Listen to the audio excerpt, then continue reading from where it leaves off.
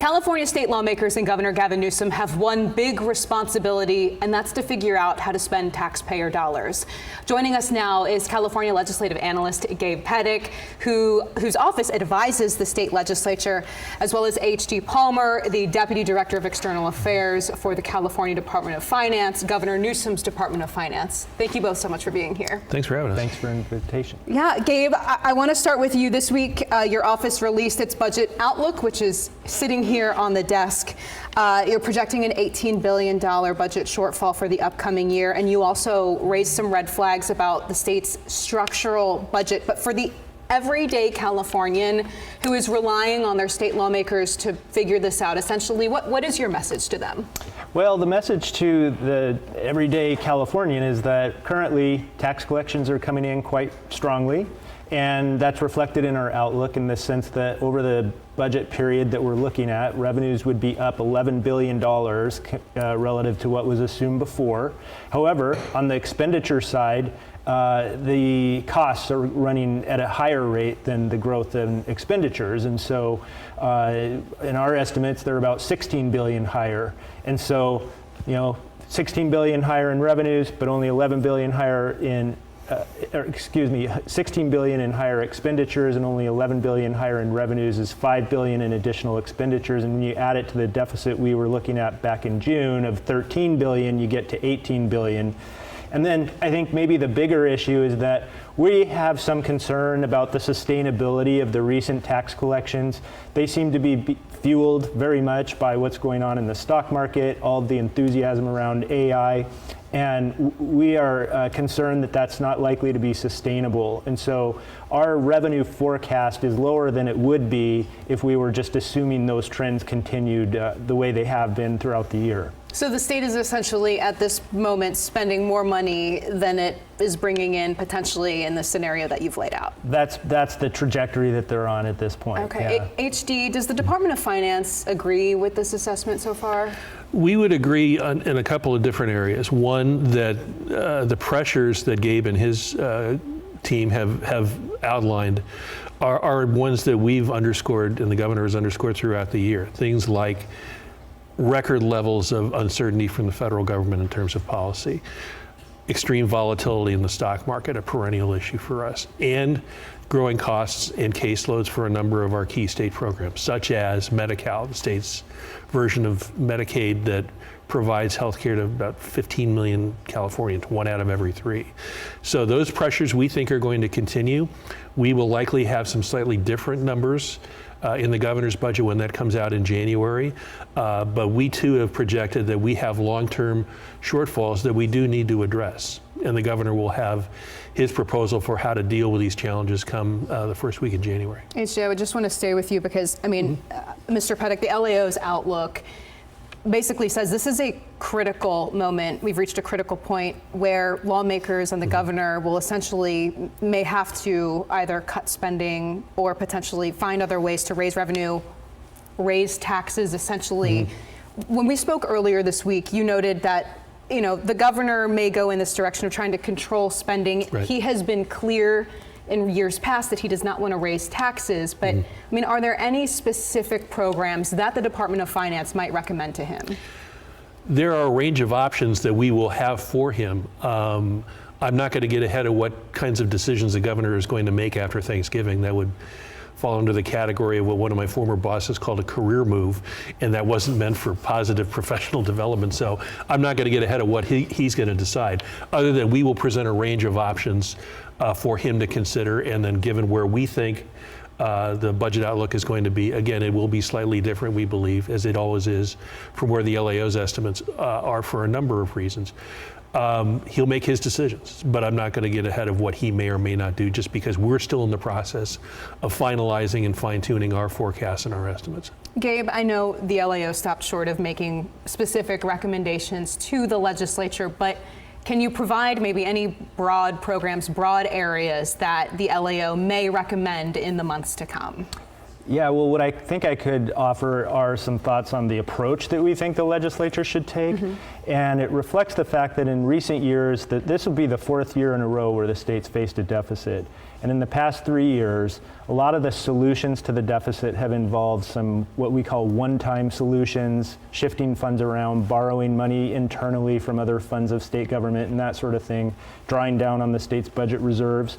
And at this point, those options have become attenuated. The range of them is narrower. And so, when we look at that, coupled with the fact that in the future years, in the subsequent years after this budget year, we see a pretty sizable structural deficit facing the state, we really would encourage the legislature to consider more of an ongoing approach, making ongoing reductions to programs or ongoing increases to revenues. Some combination of that to bridge the gap between revenues and expenditures is what we think is called for. Okay. I mean, California's financial situation has seemed like a roller coaster since the pandemic. A record nearly $100 billion surplus shortly after the COVID-19 onset, to these back-to-back-to-back years of budget shortfalls. HD, I mean, just how would you explain what has happened here over the last few years to just the everyday person?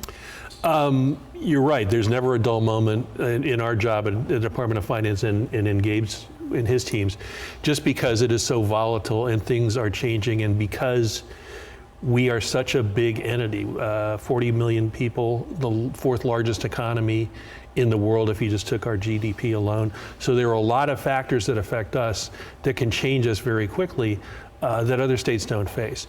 Probably the one thing to bear in mind is for folks is how volatile our revenue stream is. And that's a blessing and a curse, if you will, because we have so many high-tech firms that are leading the nation and the world in development, and they are generating a lot of money. And one of the things that happens with our revenue stream is that we have a very small group of taxpayers who derive a lot of their income from things like capital gains and stock options, and that's fueled in large part by what's going on in the tech sector. So when the tech sector is doing well, these individuals are doing well, and as a result, our revenues are doing well. A couple of very quick numbers to give you an idea about that. There are about a little more than 17 million tax returns that were filed in California 2 years ago, the most recent data that we have.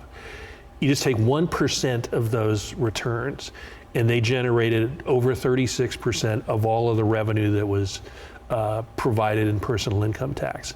Take 1% or 1/10 of 1% of that 1%, about 17,000 tax returns, roughly filling gold in one arena.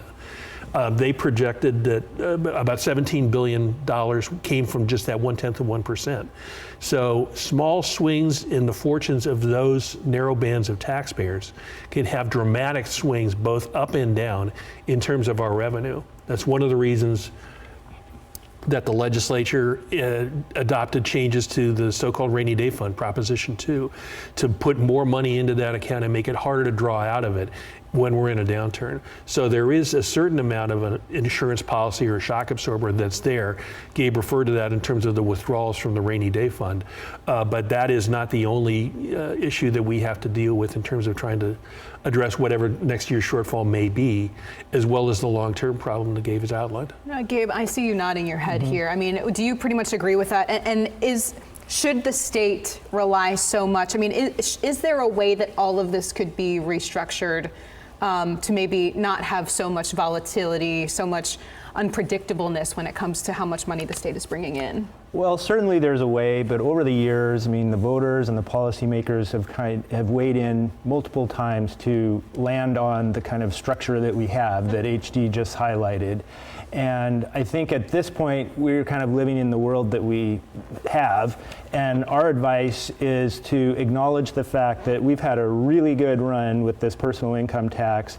There are various market indicators our staff is looking at that give them some concern about the valuation levels in the stock market. And when you compare to prior times in history, it seems like when some of these factors line up, you're getting up to within a year or two of when there could be a market downturn. And if that happens, I mean, as HD knows, we're really in a world of hurt. Our forecast factors in some of this risk, but not the explicit assumption of that happening. And if it did, we would really be looking at a tens of billions of dollars in lower revenue, and that would really blow a big hole in our budget. And so we think the process should begin now of thinking about that risk, factoring it into the budget decisions that the legislature will be making, and that's again why we kind of think that the ongoing approach is what is called for. And then there's no daylight between us and the LAO on that issue. The one thing that is certain is these good runs in revenue aren't going to last forever. We saw it in the late 1990s when the dot-com boom was in full flower, and then when that collapsed, revenues went down overnight. The question is, when is that downturn going to occur? If we were able to sit here, both of us, to tell you with precision when the S&P 500 is going to turn in the wrong direction, we probably shouldn't be sitting here. He and I ought to be down in Vegas playing the sportsbook, because we would have a visionary level that most people don't have. That's one of the huge challenges that both we, I would say, and the LAO have, is because of that concentration of wealth, because of the reliance on things like capital gains and stock options, it is really hard to forecast where that's going to go. And things can change really quickly. In an instant. All right. Well, we'll keep an eye on it. We know you both will. This is the first time we've brought you two together on air to talk about this, so we really appreciate you. We'll have to do it again. Yeah. Thank you very much. Thank you.